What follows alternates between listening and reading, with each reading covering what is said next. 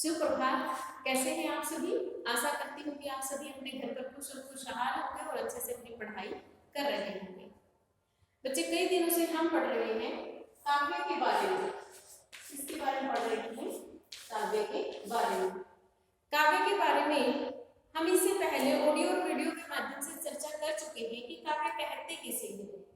काव्य साहित्य शब्द का पर्यायवाची शब्द था। प्राचीन काल में इसका अर्थ साहित्य शब्द के पर्यायवाची के रूप में प्रयोग किया जाता था, लेकिन धीरे धीरे समय के साथ परिवर्तन होकर जो काव्य शब्द है उसका बहुत ही संकुचित अर्थ कर दिया है और जिसको आज केवल कविता तक ही या काव्य भाग तक ही सीमित कर दिया गया है, यानी कि पद्य भाग तक ही सीमित कर दिया गया है।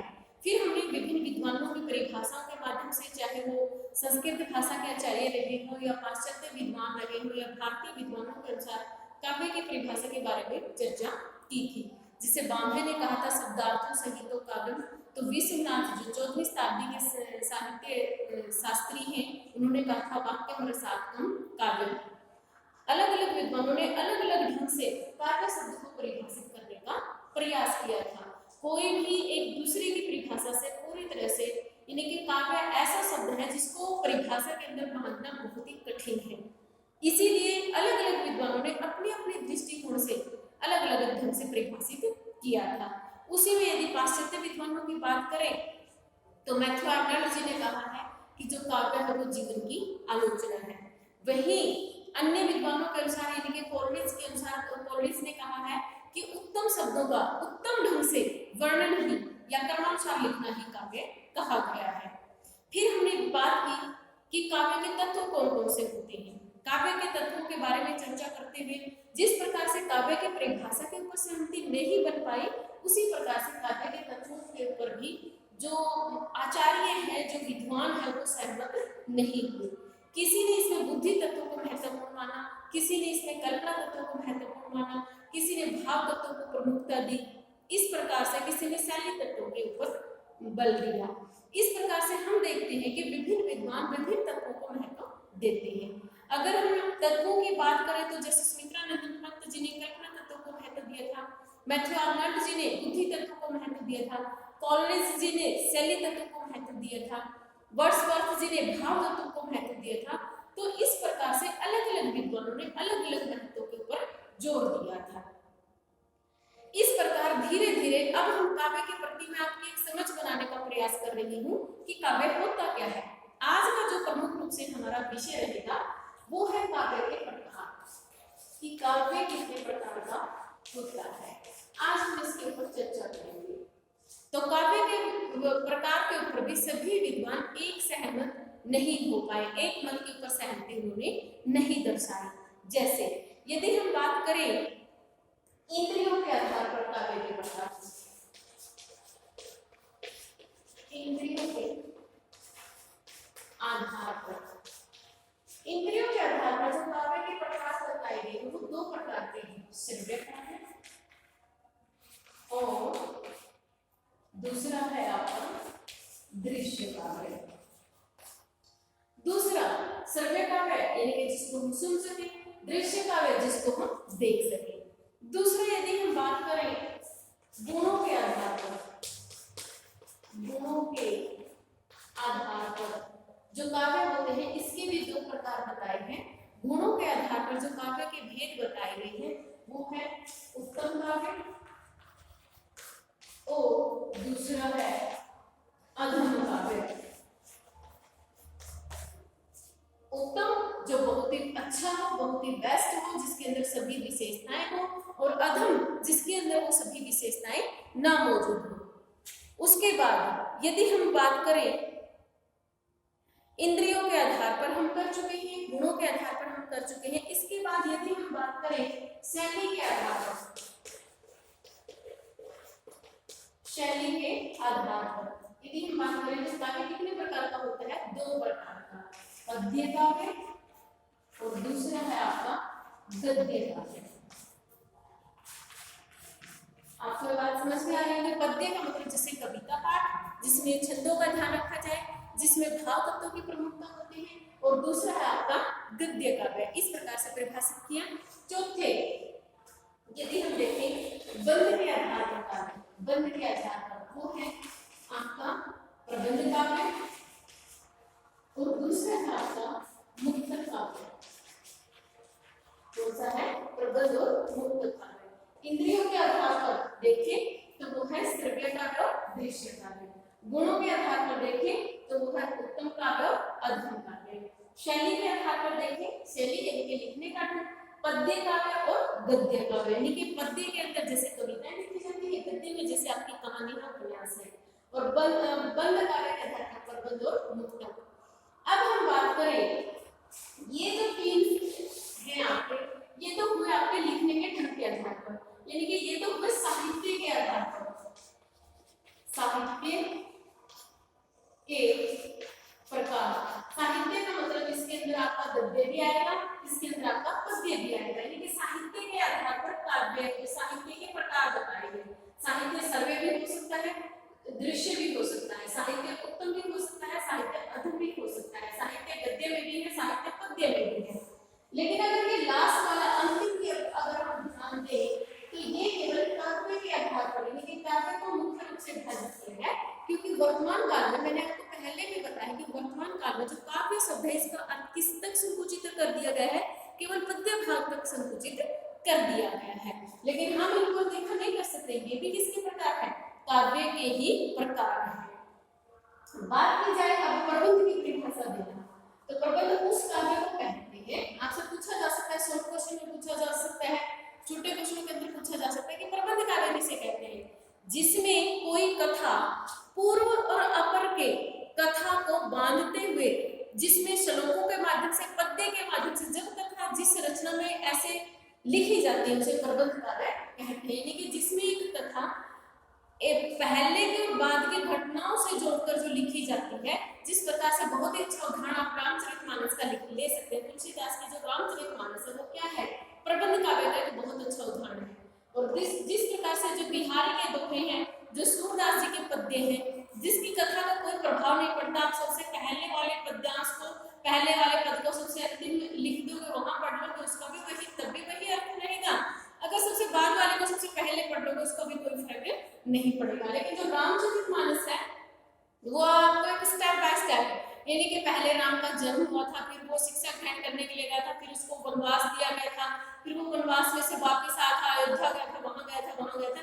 इस प्रकार से क्रमानुसार जहां पर वर्णन होगा, जिसके पद्यों का पूर्व और अपर, पहले और बाद की घटनाओं का एक क्रमबद्ध ढंग से वर्णन किया गया, उसे प्रबंध काव्य कहते हैं। जिसमें इस प्रकार का प्रबंध ना किया गया है वो उसे मुक्तक काव्य कहते हैं। आशा करती हूँ ये बात आपको जरूर समझ में आ गई होगी। अब हम बात करते हैं कि पाश्चात्य विद्वानों के अनुसार जो काव्य है उन्होंने कितने भागों में बांटा है, उन्होंने कितने प्रकार का माना है। तो पाश्चात्य विद्वानों के अनुसार जो काव्य है, पाश्चात्य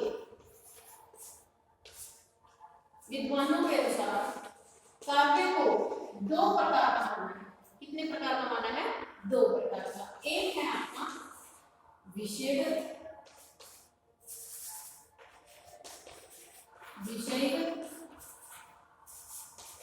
और दूसरा है आपका विषयगत।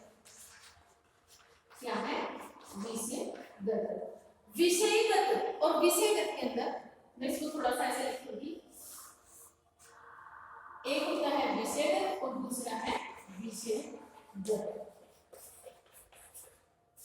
जो विषयगत काव्य होता है इसको हम आत्मपरण काव्य भी कह सकते हैं। क्या कह सकते हैं? आत्मपरण। और इसको हम वस्तुपरक काव्य भी कह सकते हैं। क्या कह सकते हैं? वस्तुपरक काव्य भी कह सकते हैं। मैं जो समझाने का प्रयास कर रही हूँ आप समझने की कोशिश कीजिए कि जो पाश्चात्य विद्वान है उन्होंने काव्य को कितने प्रकार का माना है? दो प्रकार का। दो कौन से प्रकार? एक हो गया विषयगत और एक हो गया विषयगत। विषयगत का मतलब यानी कि कवि खुद स्वयं के बारे में अपने दुख, अपनी पीड़ा, अपनी अनुभूति, अपनी संवेदना का वर्णन जब अपने आत्म शैली के अंदर करता है, आत्मपरक शैली में करता है, उसे विषयगत काव्य कहते हैं। मैं साथ में आपको डेफिनेशन बता रही हूँ हर प्रकार के काव्य की। और एक होती है विषयगत, यानी कि बाहर की स्थितियां, परिस्थितियां, किसी भी चीज को देखकर, किसी भी दृष्टिकोण के प्रति, किसी भी विषय में, किसी भी बाहरी क्षेत्र, किसी समाज के बारे में, किसी बड़े संप्रदाय के बारे में जब लिखता है उसे विषयगत वर्णनात्मक शैली में लिखता है। इसकी शैली है आत्मपरक, इसकी शैली है वर्णनात्मक। वर्णनात्मक ढंग से बाहरी परिस्थितियों के बारे में, बाहरी दृश्यों के बारे में, समाज के बारे में, समुदाय के बारे में जब लिखता है वो विषयगत काव्य कहलाता है। ये बात आपको समझ में आई होगी। इसको हम क्या कहते हैं? आत्मपरक, और इसको हम क्या कहते हैं? वस्तुपरक। यदि दोनों में अंतर स्पष्ट करना पड़े तो क्या आप कर सकते हैं? आपको इतनी बात समझ में आनी चाहिए कि जब एक कवि अपने मन की, आप इन दोनों को मैं डिस्क्राइब कर रही हूँ, समझे इस बात को, क्योंकि यहाँ से 100 क्वेश्चन भी उठ सकते हैं। विषयगत उस काव्य को कहते हैं जब कवि अपने मन की पीड़ाओं को, अपने मन के दर्द को आत्मपरक शैली के ढंग से, आत्मपरक तरीके से लिखता है, उसे विषयगत या आत्मपरक कहा जाता है। इसमें भाव तत्व की प्रमुखता रहती है। कौन से तत्वों की प्रमुखता रहती है? भाव तत्व की। इसकी शैली क्या होगी? आत्मकथानक शैली होगी। इसकी शैली क्या होगी? वर्णनात्मक शैली होगी। क्या होगी? वर्णनात्मक शैली होगी इसके अंदर। तो जब बाहरी किसी समाज का, बाहरी किसी दृश्य का, जब कभी अपने व्यक्तित्व से उसको प्रभावित ना करके केवल बाहरी समुदाय का वर्णन करेगा, वर्णनात्मक शैली में लिखेगा, उसे विषयगत या उसको वस्तुपरक काव्य कहते हैं। अब ये मानना किसने है? पाश्चात्य विद्वानों ने। अब भारत के बहुत ही विद्वान आदमी है श्याम सुंदर दास। श्याम सुंदर दास, श्याम सुंदर दास जी इस बात से पूरी तरह से सहमत है। किसकी? विद्वानों की बात से। जो पाश्चात्य के विद्वान हैं इनकी बातों से पूरी तरह से सहमत है, और उन्होंने अपनी परिभाषा के माध्यम से इनके दोनों प्रकार के साहित्य को स्वीकार किया है, और अपनी एक वाणी के माध्यम से, अपनी परिभाषा के माध्यम से इस बात को स्पष्ट करने का प्रयास भी किया है। श्याम सुंदर दास जी कहते हैं कि वास्तव में जो साहित्य होता है, वास्तव में जो काव्य होता है, वो कितने प्रकार का होता है? दो प्रकार का ही होता है। एक तो वो होता है जिसमें कभी अपनी अंतरात्मा में प्रवेश करके, वही बात होगी ना, अपनी अंतरात्मा में प्रवेश करके अपने अनुभवों और अपनी भावनाओं से प्रेरित होकर लिखता है। जब कभी अपने अंतरात्मा में प्रवेश करके अपने अंदर ही लीन होकर अपने अनुभवों और अपने भावनाओं को साझा करता है, अपने ही ढंग से लिखता है, उसे भावात्मक व्यक्तित्व या उसको आत्मव्यंजक कविता कहते हैं। और जब कभी कोई दूसरा, यानी कि अपनी अंतरात्मा से बाहर निकलकर सांसारिक कृत्यों के बारे में लिखता है, उसे हम क्या कहते हैं? वस्तुपरक काव्य कहते हैं, या विषयगत काव्य कहा जाता है। इसको विषय प्रधान कविता भी कहा जाता है। बात किसने कही है? श्याम सुंदर दास जी ने। इसके बाद इसी बात को, ये कौन थे? हिंदी के महान विद्वान थे। इसी बात की सहमति दी है एक अन्य विद्वान है जिसको आप सभी जानते हैं, जिनका नाम है रविंद्रनाथ ठाकुर। क्या नाम है? रविंद्रनाथ ठाकुर। सभी जानते हैं, जिन्होंने राष्ट्रगान गाया था, जिन्होंने सबसे पहले नोबेल प्राइज पाया था। तो उसी महान विद्वान ने भी कहा है कि जो काव्य होता है वो कितने प्रकार का होता है? 2 प्रकार का। और अपनी एक परिभाषा से उन्होंने भी इस दोनों प्रकार के काव्य के प्रति सहमति जताई है। और उन्होंने कहा है, अपनी बात कही है कि काव्य के 2 भेद हैं। एक तो वह है जिसमें कवि केवल अपनी बात कहे, एक तो वह है जिसमें कवि केवल अपनी बात कहे, और दूसरी वह जो किसी एक बड़े संप्रदाय या समाज के बारे में जिसमें लिखता है। एक तो वह जिसमें अपनी बात कहे, यानी कि अपनी अनुभूतियों को प्रस्तुत करे, अपनी भावनाओं का चित्रण करे, और दूसरा वह जो एक बड़े संप्रदाय, बड़े समाज के लिए लिखता है। इनके घूम फिर के बात वही आती है, केवल शब्दों का हेर फेर है कि ये भी 2 प्रकार के मानते हैं, ये भी उन्हीं 2 प्रकार को स्वीकार करते हैं श्याम सुंदर दास जी, और उसी बात से सहमति कौन लेते हैं? रविंद्रनाथ टैगोर जी। लेकिन फिर भी आप इन विद्वानों के डेफिनेशन अच्छे से याद करें। इन्होंने कहा है कि एक तो वो वाले कविता होते हैं जिसमें केवल अपने बारे में बात करता है, और दूसरी वो है जिसमें एक समाज के बारे में, बड़े संप्रदाय के बारे में बात करता है। उससे पहले हमने श्याम सुंदर दास जी की परिभाषा को भी चर्चा की थी। क्यों कह रहे हो कि आप याद करें? क्योंकि आप इन दोनों डेफिनेशंस के बारे में आपसे पूछा जा सकता है कि किसकी डेफिनेशन है, ये परिभाषा किसने दी है। इसके अलावा आगे हम बात करेंगे, अभी इनके बारे में हमने चर्चा की, और आशा कर रही हूँ कि जो भी मैंने समझाया आपको अच्छे से समझ में भी आ रहा होगा, एक एक शब्द आपको समझ में आना चाहिए।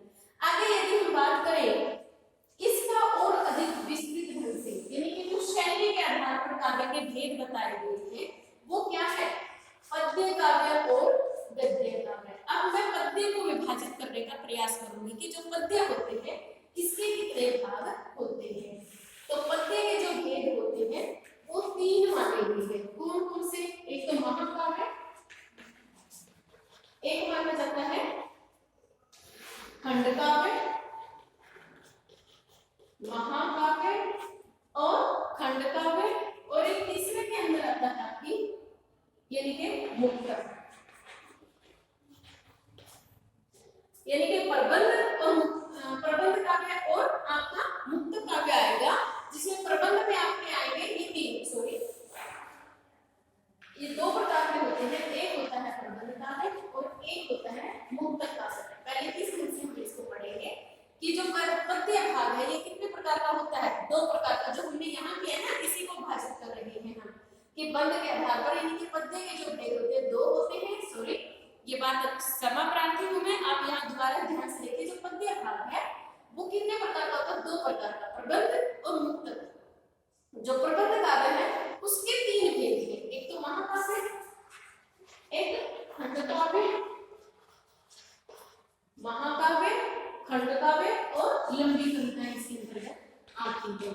और दूसरा जो मुक्त काव्य होता है उसके अंदर आती है आपकी कविता और गीत। क्या क्या है, कविता और गीत। इसके बाद बाकी बची के बाद हमारे गद्य है। जो गद्य है वो भी कई प्रकार का होता है, गद्य को भी कई प्रकार से विभाजित किया जा सकता है। एक हम बात करेंगे कथा के आधार पर, इसके आधार पर, कथा के आधार पर, कथा के आधार पर जैसे कथा प्रधान जो रचनाएं होती हैं वो क्या क्या है, उपन्यास है आपका, उपन्यास हो सकता है, इसके अंदर कहानी हो सकती है। दूसरा गद्य, ये तो कथा के आधार पर क्या, दूसरा जो विचार प्रधान हो सकते हैं, विचार प्रधान। उपन्यास तो आप जानते हैं ना, जो एक बहुत बड़ा कथानक जिसके अंदर होता है, जिसमें 1 से 2 जीवन का वर्णन किया जा सकता है, जिसका जो कथानक बहुत बड़ा होता है, बहुत विस्तृत होता है, उसे उपन्यास कहते हैं। इतनी कि ये बहुत बड़ी रचना होती है। और कहानी जिसमें बहुत एक जीवन की एक घटना का वर्णन किया जाता है उसे कहानी कहा जाता है। अब दूसरी हम बात कर रहे हैं विचार प्रधान काव्य की। विचार प्रधान जो होता है, इसमें विचार प्रधान में आप ले सकते हैं, निबंध ले सकते हैं, लेख हो सकता है, समीक्षा हो सकती है। समीक्षा की जाती है ना आलोचकों के द्वारा, तो वो भी क्या है, विचार प्रधान। निबंध भी क्या होते हैं, विचार प्रधान। लेख भी क्या होते हैं, विचार प्रधान, जिसमें बौद्धिक तत्वों पर विशेष बल दिया जाता है, जो लिखने के ऊपर मजबूर कर दे, जो बहुत ही संवेदनशील विषयों के ऊपर लिखे जाते हैं, बहुत ही समझ तरह की विधाएं होती है ये निबंध, लेख और समीक्षा। तीसरा यदि हम बात करें आत्मपरक, गद्य का ही प्रकार है आत्मपरक विधाएं। आत्मपरक विधाएं होती है आपकी आत्मकथा है, आत्मकथा, रेखा चित्र, संस्मरण, जीवनी, इस प्रकार की जो रचनाएं हैं, रिपोर्टाज है, रिपोर्टाज है, यात्रा वृत्तांत है, ये सभी क्या है आपके आत्मपरक रचनाएं हैं।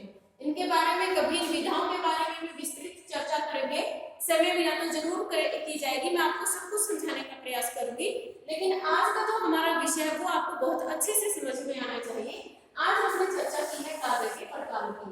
काव्य के प्रकार पहले हमने विभिन्न ढंग से परिभाषित किया है, विभिन्न विद्वानों ने, भारतीय विद्वानों के द्वारा परिभाषित करने का प्रयास किया गया है।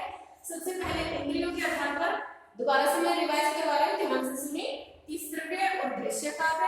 बात की जाए गुणों के आधार पर, उत्तम और अधम, उत्तम बहुत ही श्रेष्ठ और अधम जिसमें कोई ना कोई अवगुण रह गया हो उसको कहेंगे। शैली के आधार पर जो काव्य होता है 2 प्रकार का, यानी कि पद्य काव्य, गद्य काव्य। पद्य और गद्य बहुत अच्छे से आप समझते हैं क्योंकि 9th 10th में जो पुस्तकें आती हैं वो भी अलग अलग, गद्य की अलग आती है और पद्य की अलग आती है। उसके बाद बंध के आधार पर जो काव्य होता है वो प्रबंध और मुक्त काव्य होता है।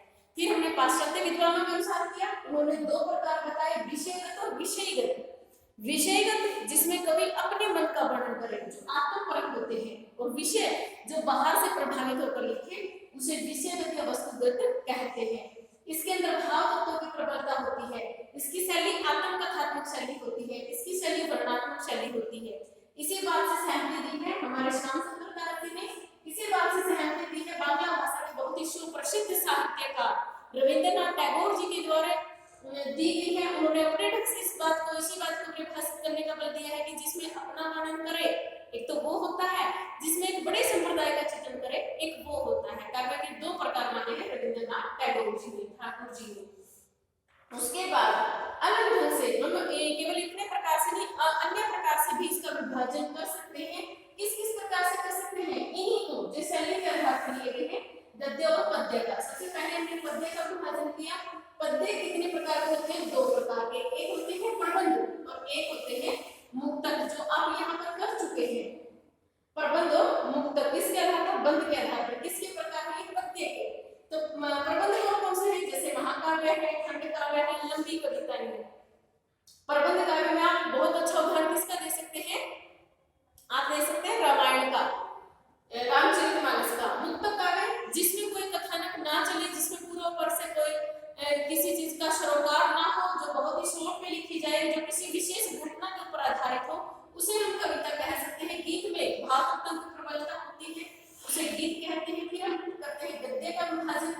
गद्य का विभाजन अनेक प्रकार से किया जा सकता है। कुछ कथा प्रधान विधाएं होती हैं। कथा प्रधान विधाओं में आप उपन्यास को ले सकते हैं, कहानी को ले सकते हैं।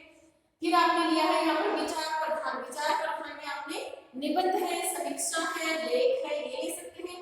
फिर आत्मप्रकट विधाएं हैं जिसमें हम आत्मकथा ले सकते हैं। आत्मकथा मतलब अपने अपने ढंग से। आत्मकथा मैं मेरे विचार से लिखूंगी, तुम अपने विचार से लिखोगे। जीवनी लिखने का मेरा जिसमें रुचि होगी मैं उसकी जीवनी लिख दूंगी। मेरे संस्मरण जो मेरे साथ घटित हुआ, जो भी मेरी याद के ऊपर आधारित होगा, मैं उसको लिखूंगी। रेखा चित्र है, रिपोर्टाज है, यात्रा वृत्तांत, ये सब क्या है? आत्मप्रकट विधाएं हैं। इसके अलावा एक और बचा है, इसी का प्रकार है